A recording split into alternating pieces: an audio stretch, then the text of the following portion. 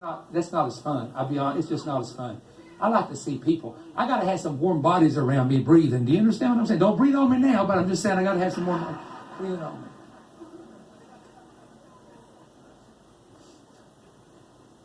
Fist bump, elbow. I'm just telling you what they're saying. I don't know all this. Now, how's it affected me? I'm going to Pat. This is an evangelist. He just told me he's had all of his meetings have been canceled. I have no meetings in March. I have no meetings in April. Now we're still planning the prophetic summit, but we may do it. We may have to either do it one totally different, like we're doing Warrior Fest, or we may have to move it off to the fall. We don't know yet. For those of you watching, you know we've held it till the end of the month to see what happens. Okay, but if this is the time for this, and it does appear it could be, then we're looking at a 5-month time in the United States. But if in those 5 months, if they keep saying, you can't meet, I got 5 months of canceled meetings. Do y'all understand how much income it takes out of my ministry? There are no book sales, no tape sales, right? There are no CD sales on the road, and we sell those CDs on the internet sometimes. You know, these folks right here know better than anybody else. There are no offerings coming in. And that's why the Lord told me when I had that, set aside funds, a day of trouble's coming. And if my bookkeeper was here, she says, Perry's been telling me this for 10 years.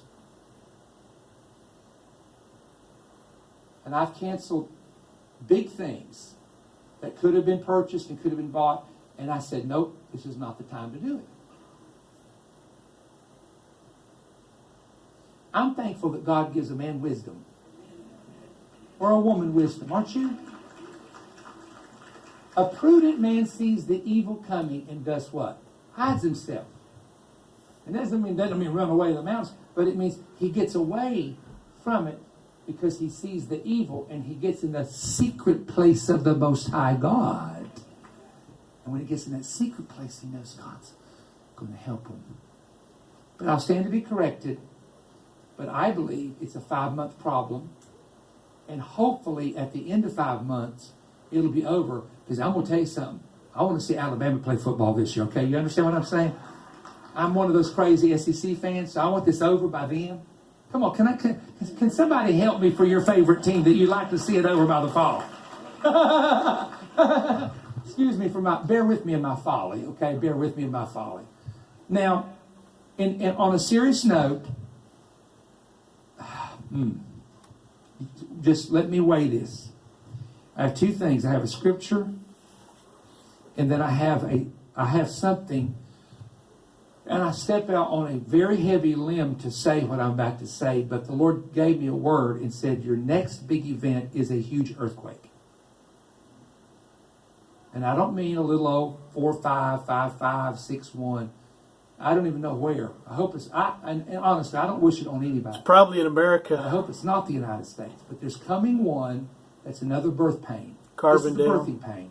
This is a pestilence, a sign of the end birth pain. Fault line. We can say that, I think, safely. Who knows? But in Matthew 24, there's famines. You know those locusts are coming back over there in the Middle East.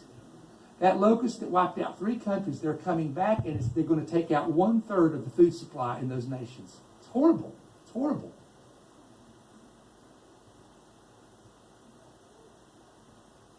But I'm going to go ahead and step out here and tell you that the next thing, this one is really bad, really major.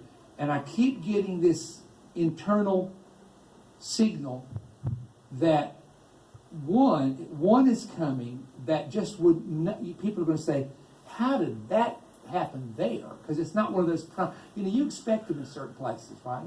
Carbondale. You know there's the San Andreas fault line, for example. But just fault line runs from the west coast, east coast, north, all the way down to Texas. Please get your phone out and say, through Carbondale. He said the next big birth pain would be a big earthquake. Go ahead and write it down. I'm not afraid, because I know when I hear something. That's why I'm saying it. I'm not up here just blowing smoke, making something up.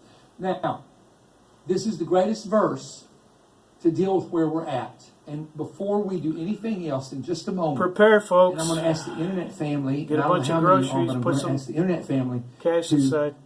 Pray and seek God with me in just a moment. Okay, we're not going to join hands and do all that and get close. We're going to stand where we are. We're going to pray. In Second Chronicle, He's going to be talking about prayer right now. God's moving on him. I'm gonna link the message to you if you want to watch the whole message.